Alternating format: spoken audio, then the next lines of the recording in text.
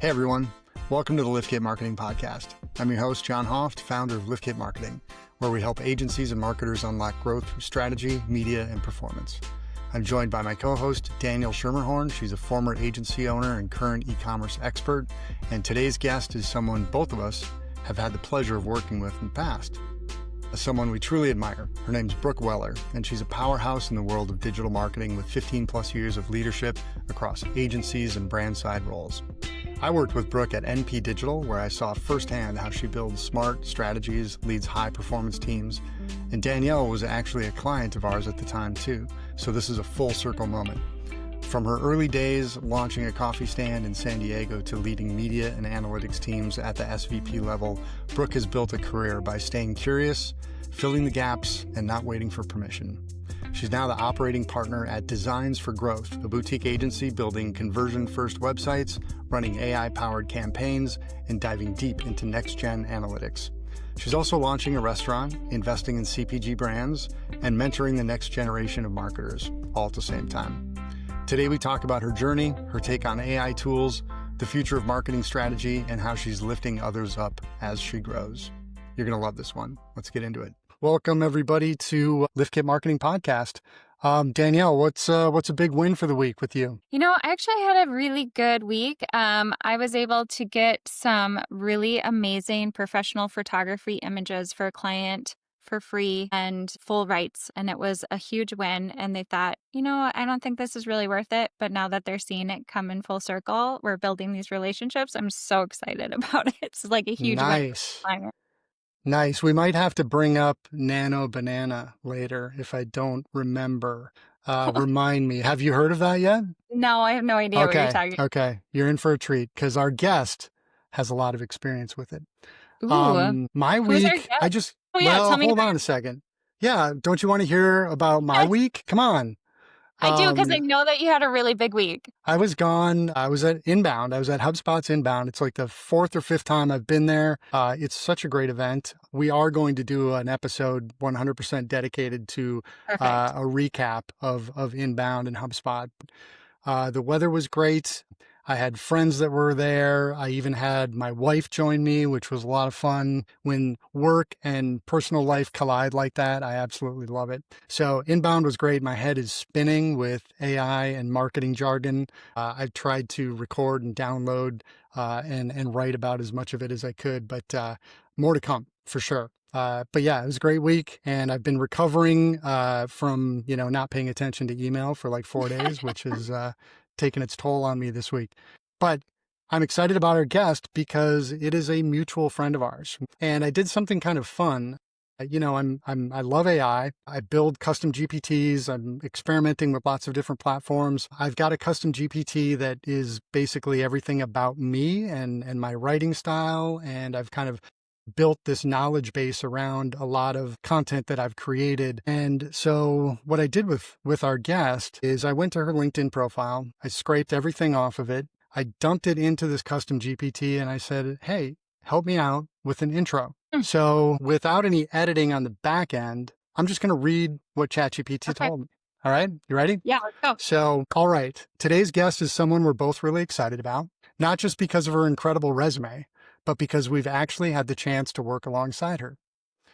Brooke Weller is a digital marketing powerhouse with over 15 years of leadership experience across B2B and B2C, agency and brand side, with a deep background in everything from paid media and SEO to AI-driven strategy and conversion optimization. I had the pleasure of working directly with Brooke at NP Digital, where I saw firsthand her ability to lead teams, build smart strategies, and deliver real results for clients. And funny enough, Danielle was actually a client of NP Digital during that time too. So we've all been in the same marketing orbit for a while now. Brooks held senior roles at top agencies like iProspect and worked with global brands during her time at Adobe. And now she's an operating partner at Designs for Growth, helping brands scale through high-converting websites, AI-powered marketing, and next-level analytics. She's the kind of marketer who's not just talking about innovation, she's out there building it, testing it, and mentoring others to do the same. Brooke, welcome to the LiftKit Marketing Podcast. We're pumped to have you here. Thank you. It? That was great. Yeah. Was it accurate? Pretty accurate. Adobe was in-house. I didn't work with other brands besides Adobe, but my first agency job, I had Adobe as a client and other large enterprise brand names. Well, Brooke, it's so nice to see you. But I think the last time we saw each other, I was kind of a spicy client. I was not always. So hopefully we can put that behind us if you're coming in like, oh, she was terrible to work with. There's some backstory here. I like I had it. high demands. Brooke was so great to work with. I never had any complaints. She was always like on top of our account and listened. Always, I felt like she had the best and like had our best intentions in mind. Yeah, I actually like working with clients like you because you challenged me and the team, and that's the only way to get better. Well, I appreciate that. Well, we would love to dive in and learn more about your journey as a marketer so that we can lift you up. That's what this podcast is all about. So, why don't you just start and tell us, how did you get into marketing? So I have a really long story about how I got into marketing, but I'll try to shorten it for the podcast purposes. I started out very unconventional growth story through college. I actually dropped out of college in Oh, Washington State, and I put all my stuff in a U-Haul when I was 19 and moved to San Diego by myself. And the first day that I was here, I was like, I need a job. And so I walked up to a coffee shop, and you guys will hear a lot about my parents' coffee company as we continue talking, but I went straight to a coffee shop and said, "Hey, I need a job." And the hiring manager and owner, I found, come to find out later, was a 23-year-old female. And my small town mind just went like, how can you own your own business? You're a female, you're young. Like, it was crazy. And so I worked with her, and she mentored me throughout the next couple of years when I decided to open my own coffee stand, like a little kiosk. And so I got my parents' coffee that they roasted, which they made me pay for. And I bought a little kiosk from, like somebody was building them at the time. I think I bought it for $7,500, which was a ton of money for me. And then I opened up at a gas station in San Diego in Mission Valley. And I just figured out everything from there business wise, learned how to do P&L, learned how to do inventory. This is before you could like chat GPT to tell you how to do it. So I was asking restaurant owners and the gas station owner, and I pulled mentorship from everywhere. But as I was sitting there, when someone would come through the line with their car, they would love it. They'd love the coffee. They'd love my personality. They'd love just the experience. And I was talkie at the time, and I was growing, right? But I only had enough money to buy the next day's inventory, and I was still working in a restaurant. So I was just exhausted. And someone told me to to pay for someone to flip a sign out in the street. And that was my very first moment of marketing ever that I was introduced to. And I thought, how smart, because there's like so many people driving by, but they're not coming in to get coffee. I knew they all needed coffee. And so I hired a sign flipper, and I saw sales increase like a lot, still not enough to, drive my business forward. And we just happened to have the first round of really bad fires in San Diego. I think this was like 2005, maybe 2004. And then I closed up shop, sold the coffee kiosk to a youth group for about the same amount that I bought it for. And I decided to go back to college and get my degree in marketing because I was so impressed with, like, that was the missing piece of the coffee business, was marketing. I couldn't figure out how to get people there. And so I went back to school and started from the bottom, community college, worked my way through. I graduated college in 2007. First person in my entire extended family to get a college degree. My sister was a second person, and we are still the only two in the whole entire extended family. And I put myself through college working at a restaurant and bartending downtown San Diego. And so I walked away with my degree in zero debt, which is very rare, I hear. I had one teacher, this is before digital marketing was a thing. She started teaching people about ad placements and comparison shopping engines, and had this whole online course that she, I guess, begged the college to start teaching. And then I was just inspired by it and went all in digital after that. There's so much to be said about the hospitality industry and how it It builds up your confidence and your communication skills. And it's just a great platform for business executives, entrepreneurs. So, yeah, I highly endorse those types of positions in your early years. Yeah. So, wow, Brooke, though, that is like such an incredible story. So, when you're looking at like, you know, John went over some of your resume and stuff, but like, what do you define as like the most successful marketing part of your career so far? Well, I think my last role, becoming SVP of Media and Analytics, was probably the height at the time of my career. Early on in my career, I was at an agency before going to Adobe, and I had a lot of great mentors. I always had a lot of great bosses. So, like, shout out to great bosses out there. And then I really strive to become a great boss as well because of that. But I had bosses who were steering me, right? And I was always everywhere. I want to do this, I want to do this. I was coding websites. I wanted to be in professional services. I wanted to be in client services. I wanted to be hands-on tactical running ads. And then I was over there in the analytics department, like trying to understand like big data sets and how to analyze things. And I just took to all of it. And I had bosses that told me to stay in my lane. And I'm so glad that I couldn't do that. And even if I had tried, I wouldn't have been able to just because of my personality. And so I kind of got a little dabble into everything. And I don't believe the saying jack of all trades, master of none, because you can flex up and flex down. And the reason why I say that this SVP role was like the culmination of all of my experience is because I was finally recognized as knowing enough about everything to be in a role like that. I had content underneath me, I had SEO team underneath me, the full analytics team, programmatic display, paid media, and social media.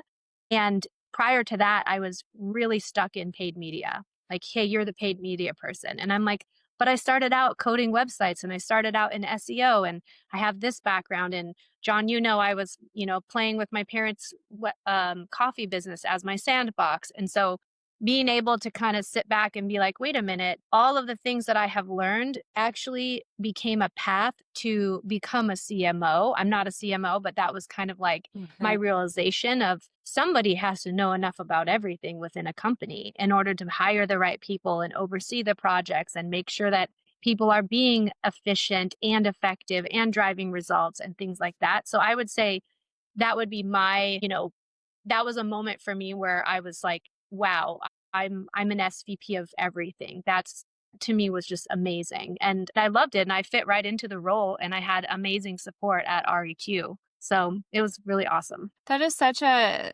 like I think there's two principles of thought right now that you should be disciplined in one area of marketing and then people like yourself who can really do it all.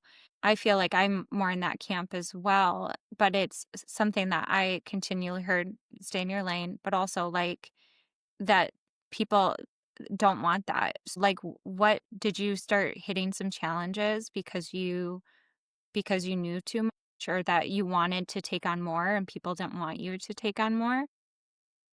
So the president of iProspect, Michael Gullickson at the time, he actually was the first person who gave me the opposite advice. And what he told me was fill the gaps. So if you can look across an organization or you can look across a team or a client and you can see what they're missing and figure out how to fill that gap, then you will climb the ladder or you will get the attention and the visibility that you need. And so I was doing that already, but I began doing it in a more orchestrated way where I would see a gap and create something to fill it, not just raising your hand isn't enough, but I would be very solutions oriented. And so we had different things like new business pitch at iProspect. We pitched Disney, and that was an incredible, humongous client. It would have been the largest client to date for iProspect. And going through the RFP process was so disorganized that I was like, I want to take the lead on this. Even though I'm not in new business development, I managed the whole entire paid team on the West Coast who would manage this project. I want to take the RFP process and basically chop it up into pieces, crowdsource the answers and then put it all back together into a nice format. And they were like, go for it, if that's what you want to do. And so I was just creating efficiencies for the company without realizing it, just solving my own problems, basically. I was like, this looks like a disaster. I want to fix it. We actually decided not to take on Disney because their margins were going to be way too low, but it was really a great experience and things like that I was doing throughout my career. It doesn't mean I was sitting there, on my weekends learning a new channel. It was like I'm absorbing, I'm listening, I'm asking questions, I'm seeing gaps, I'm filling gaps. Like that's just what I keep doing. I'm still doing that, right? With AI, I'm like, what tools should I build? How can I get a company, sell a company? Like this world is like right now, I'm so excited for the industry, which is a great segue to talk about AI. But point being, it's starting to become exhilarating again, where there was a long period of time, probably 8 or 9 years, that was just stagnant in the innovation of digital marketing. And now it's very exciting. But there had to have been a time where you said, hey, I see this deficiency. And then you create like a political problem because the person who's actually in charge of business development or whatever you're seeing gets extremely offended because why is the SVP of marketing coming over and fixing my thing? What is that?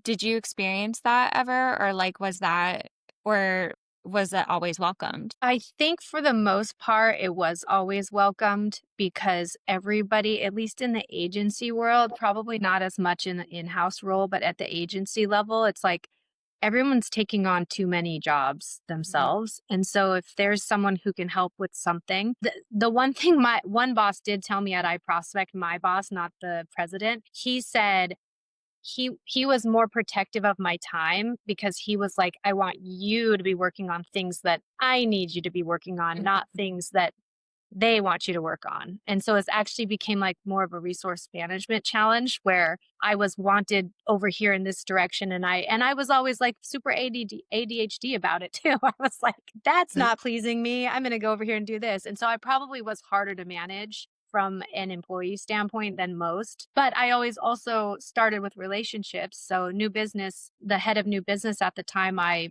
just befriended and asked them what their problems were, what their complaints were, how can I support them, kind of things like that. For our listeners and the people that are looking for inspiration, I just want to recap some of the things that you said. I'm picking up on this vibe that is, dynamic, curious, agile learner, flexible.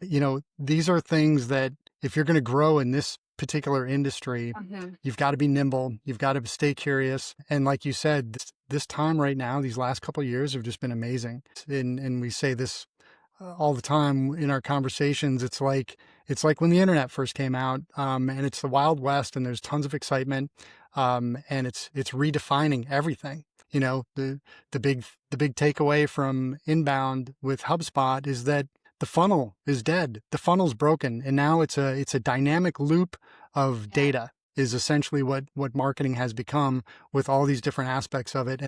Even the buyer journey has to get redesigned because people shop, people research way differently than they ever have been. So it's just like, it's a fun time. But if you're not open and learning and taking the time to, watch some videos, listen to some speakers, try and, understand what's going on, but don't put yourself in a position where I'm the expert, because there is no expert right now. Everybody is at a different stage of learning and understanding, and it's a combination of their background and their experience and their authenticity that's really going to set them apart. And I think where you're at, and even myself, you get to this stage in your career where you've got enough background, enough experience and you want to fill that gap, and you want to be in a role that allows you to identify opportunities to help someone, help a business, regardless of what it is. You've got enough experience where you can step in and do that. And so putting yourself in a fractional role or starting your own agency, I want to hear more about that with the remaining time that we've got. Tell me about your new agency. What led you to this? And I really want to hear your take on AI and marketing. And don't let me forget about Nano Banana. Yeah. So 2 things before I dive into that is, one, this time that we're in is incredibly humbling as well. So And on this opposite side of the spectrum, I am in a female executive group and we have a WhatsApp chat.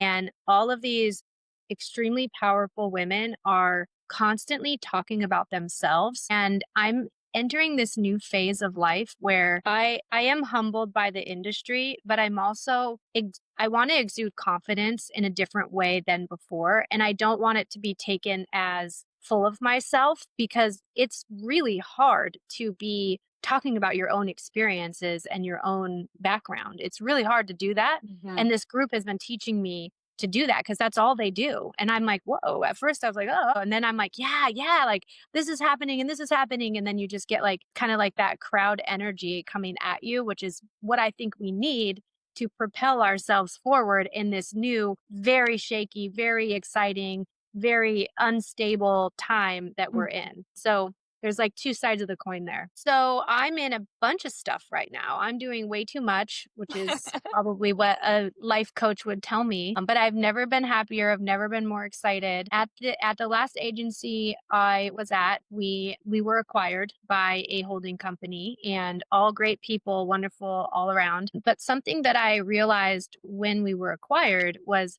I didn't negotiate equity when I took on my role. And I negotiated a bonus, which is great, very, very hard to hit the last couple of years. And all agencies and brands will attest to that. And I watched basically another millionaire make another bunch of millions. And I commend, I mean, I'm like, wow, that's impressive. Like Neil Patel at Neil Patel Digital, some people within the company were always a little spicy towards him because he's Neil Patel. And I was always like, give this guy all the credit. Like he built from nothing to what he's at today. And that's how I feel about all these CEOs and all these people that are having exits. But I started to become extremely jealous and I started to becoming a little bit like, maybe it's time for me to get off my butt and figure out how to do that for myself instead of worry about how others were getting rich and doing all these things, right? Realizing being rich is not actually the goal anymore, which is another funny thing about getting older. Life balance is the goal, and there's many other wealths in the world. But when it comes to what I'm up to, I partnered with Andrew Miner, which give a shout out to Andrew. He is the epitome of a hustler and kind of person who's high level as well as not. He's willing to like roll up his sleeves and get in dirty like I am. We do have a third partner that is unnamed at this time, but will be named at some point. And so we just decided to get together. Andrew had done some research in his neck of the woods on, design at a subscription level where a client could go online, sign up in our lead form, and then they could actually sign up for subscription services right then and there. And then everything would be automated. They would go to the website, they would get access to Teamwork or Asana or whatever. They would tell us what they wanted, and then the team would fulfill it. And then there'd be really no customer success, which was an amazing idea, catapulted the brand. Andrew came up with the name Designs for Growth. And I was like, yeah, it works. It fits. It's awesome. And then ultimately we realized the automated thing doesn't work for higher caliber paying clients. So we have in the last about 5-6 months, we've done like, I want to say like 15 to 20 websites already. So our team works really, really fast. There's awesome developers and designers, and they're getting better and better and better each one that we do. And so I'm very proud of the team. And I think it's still going to be like my main jam. In addition to that, I'm open to consulting as Brooke Weller. I just landed a really amazing consulting gig that I'm going to put my heart and soul into, and hopefully it'll become my personal branded case study for the future of Brooke Weller Consulting. I'm also partnering with a couple of industry experts, and I've become a managing director of customer success for MarketSpire.ai. So that's another entity forming. And the last thing that I'm the most excited about is my husband and I are opening a restaurant. So we are opening a golf simulator bar and arcade in La Jolla, California. And you can go to golfsesh.com and check it out. That website's going to be redeveloped. It's just like a teaser website, and we will likely open in December. Wow. So consulting, what is your focus? Is it still, because you're not just the paid media girl. What is the thing that you are really passionate about right now? Like, is it all of the marketing things or is it one specific? So I am most passionate. Well, okay, I'm most passionate about integrated marketing still and understanding, as John said, there's no funnel. It's all different customer touch points. So I'm very much looking at the larger picture. But what I've been personally interested in is the AI side of things, like generating content at scale and creating your own marketing AI assistant. Combining that with my MarTech analytics experience, I'm actually helping companies kind of reshape how they're managing AI and how they're looking at even how they're showing up as a brand within the AI search space now. So what I'm doing for this new client that's starting here at the end of the month is I'm going to go across all of their lines of business, and I'm going to figure out where they lost visibility when generative search came around and how to regain all of that traffic and visibility. And we'll do a bunch of different roadmaps and case studies and try to basically figure it out as it's evolving in front of us. Yeah, such an important piece. Like I'm representing clients on the e-commerce side and more attributions to ChatGPT, and but where did all that come from? It's because of those traditional SEO strategies and things like that. And so I think that, I mean, not to get into it too far, but like I think the biggest challenge will be actually starting a business and being new and fresh and like figuring out how to compete with somebody who has years and years worth of content to show up in an LLM. That's a really great point. So one of my other partnerships that I haven't mentioned yet is I've partnered with two individuals, and we became equity owners in a new protein company. And they have incredible products, awesome ingredients. They have a branding issue, and they did not manage marketing and sales well or inventory. And so now the company needs a little resuscitation. And so we're now equity owners. And the reason why we're basically trading our entire marketing department and team for a portion of their profits and equity. And so the goal would be to take it from a small company to a $10 million company and sell it.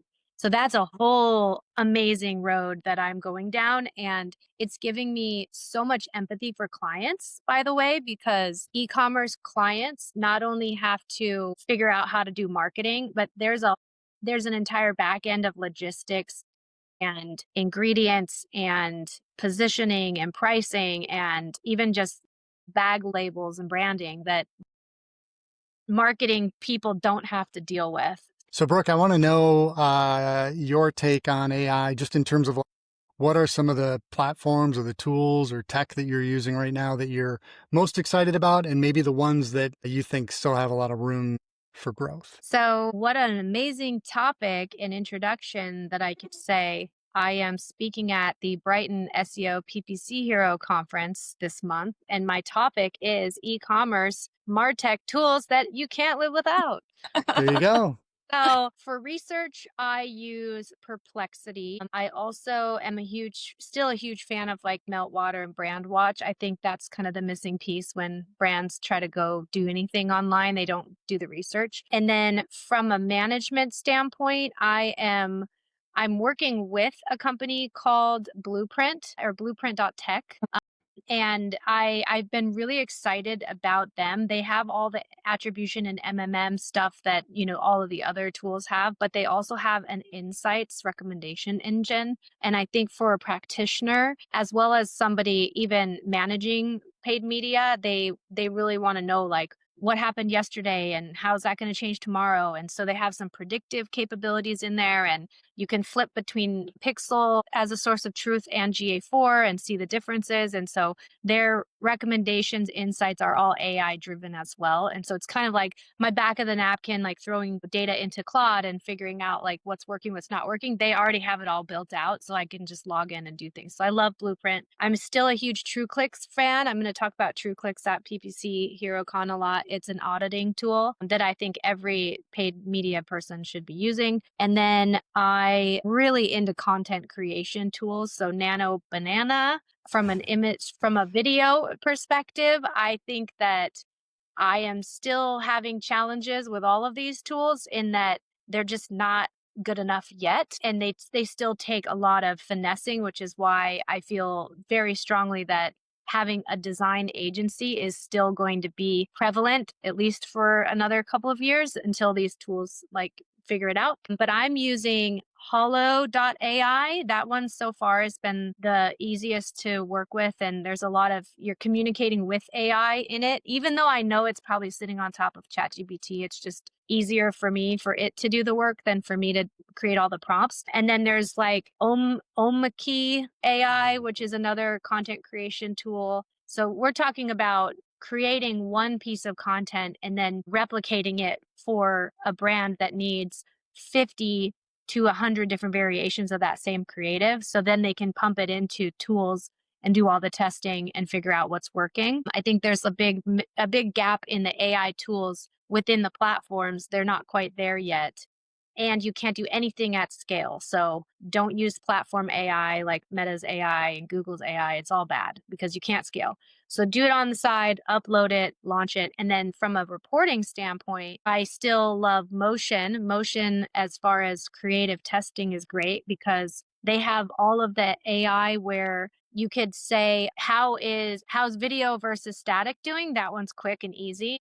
But you could also do, how is informational versus animation doing? There's some AI tools that are like reviewing the creative and saying like, a person and a dog performed better than a person and a cat, or whatever you want to say. It's just pulling out some of those rich insights, which in my experience, clients are always asking like, what creative worked? Yeah. And most of the time as marketers, we're like, not sure. And if something goes viral, we don't know how it went viral. So these tools help kind of take away that mystery and help you be very practical with your insights. So those are all the tools I use all the tools. I love CapCut too. CapCut is really good for content. Yeah, those are great. There's a few in there that I had not heard of. Yeah. So I'm excited to do some exploring. What are you using, if anything, to produce a deck or a presentation? So I still don't think that ChatGPT is working well enough when it comes to creating a deck. At REQ, I use Beautiful AI,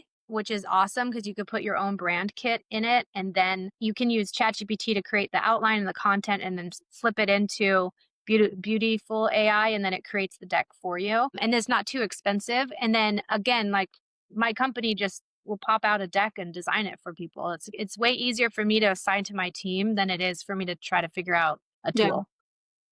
Not everyone has that. Yeah. And I did a teaser on Nano Banana. It's kind of, I don't know, there's a lot of people talking about it. I had to go in and play with it. It's the other image generating tools is basically what it is. So the first thing I did on it, I had a piece of content that I wanted an image for, but I wanted a certain person standing behind a crystal ball, and I wanted something specific inside the crystal ball. So I went and found a picture of a woman dressed like, a fortune teller with, this really cool background and everything, which was exactly what I wanted. But I needed this guy to be the one behind the crystal ball. And I had a picture of him. So I uploaded both of them and I explained to him what I wanted, or explained to Nano Banana what I wanted. And literally the first take was spot on. It was amazing.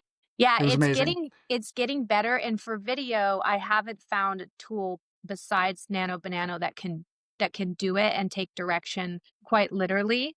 Yeah. I still don't love the look of an AI produced video. So some people love it. I don't love it. So if they could get rid of the AI filters and like the edges of people, and there's some sort of gloss and filter put on top of it. That could be removed. I know you can actually remove it in Photoshop yourself, but I think that I would be more into the videos. And something I'll say from an e-commerce standpoint that I will stand behind is it doesn't freaking matter. It doesn't matter what your creative is. Make a bunch, make everything, test everything. Test AI against non-AI. UGC, Nano Banana UGC AI videos, amazing for e-commerce. Like create 50 influencers, you just saved yourself $50,000. Like, and we could talk for hours about regulations of AI and that whole side of it. But for now, just create and put it out there. Yeah. I'm going to do a quick plug for my friend from the company's called Infinite, Nfinite, Infinite. And from an e-commerce perspective, you might want to look into this. So they can take a picture of one product and literally turn it into hundreds, if not thousands of different variations of it with different backgrounds. So think about a couch that you want to see in 100 different settings from 100 different angles. They can do all this extremely fast, and they work with all the big box retailers. It's definitely worth checking out. I'm going to try and get them on the show at some point. I will definitely check it out. I'm in this process of just trying everything. I do a 7-day trial. I'll pay for 1 month, like everything. I want to know what's the best out there. And then we're going to invent something, right? What are we going to invent? This was like, Brooke, you have just seriously such an interesting journey. Something that how we like to end the podcast is just, who do you think needs a shout out? Like, who is someone else in marketing, hopefully, who's doing really great work that you think everybody else should know about? So I think this person is a rising star. I think this person is passionate, dedicated to their craft. And I think that they will become, if they stick to it, quite an influencer in the paid media space. Her name is Brianne Bartlett, and she is currently a paid media manager at REQ. But I'm sure you've all worked in many companies, and you can very quickly suss out the stars in the group and the people who I always joke around with her and tell her someday I'll be reporting to you in some capacity. And so I think she's amazing. She's putting a lot of effort into her own personal brand on LinkedIn. And yeah, I would say find her on LinkedIn and follow her for good paid media tips and tricks, because she's putting herself out there and she's going to be the next generation of thought leaders, in my opinion. Well, thank you for lifting her up. All right. And then where can our listeners connect with you or follow you? Mostly LinkedIn right now. I am trying to figure out if I should create some online courses on YouTube and things like that with all the extra time I have. But LinkedIn for now. And I don't have like a fancy at Brooke Weller LinkedIn. It's like Brooke Weller -1-7569. And I'm like, I don't know why I never figured out how to like claim Brooke Weller, but I'm sure we can link out to it. But we'll definitely share a link in the comments. Appreciate having you on, Brooke. This was fantastic, very inspirational, not just for us, but for all the listeners too. Quickly, last question. What's going to be the best thing on the menu at the restaurant? Man, we are playing with so many cool golf style food. Like we're trying to interpret like food on a golf course and put it into a restaurant. And so we have like the turn at the back 9 is going to be the bar. And then I'm thinking, we're going to have like fancy caramel popcorn for desserts and weird pickled sausage things. Like it's going to be fantastic. And ChatGPT is helping us with the menu. I'm like, no, do better. No, pretend you're the bear. No, what else? What else? And it's like creating all these menus. And my husband's like, let's just make flatbreads. John, I think we have a work trip that we're going to have to go see Brooke and this new restaurant. It sounds really great. Absolutely. Absolutely. All right. Amazing. Well, thank you guys for having me. I look forward to your success as well. 2 amazing people and personalities and minds combined. Like it's going to be awesome. And I'm going to be a super fan. Thank you so much. I hope to see you in person sometime soon at an event or whatever, but really enjoyed having you on our show. Yeah, you're the epitome of lifting others up. So thank you for being on LiftKit Marketing Podcast. Thank you. Thank you, Brooke. Hello, and thanks for joining the LiftKit Marketing Podcast. I'm your host, John Hoft, founder of LiftKit Marketing, a consultancy dedicated to supporting agencies and marketers with their digital growth strategies. And I'm the co-host, Danielle Schermerhorn, a former agency owner and current e-commerce specialist with deep experience across both brand and agency sides of the marketing world. Each week, we'll bring you conversations with marketing professionals who are doing great work, whether they're leading teams, building campaigns, launching products, or just figuring it out behind the scenes. Our guests will share their personal journeys, the real stories behind their success, the challenges they faced, and the wins they're most proud of. We'll also hear what's next for them and what they see on the horizon for the industry. At LiftKit Marketing, we believe in celebrating people, recognizing great work, and lifting up those who are making an impact. Thanks for tuning in. We hope you enjoyed the episode.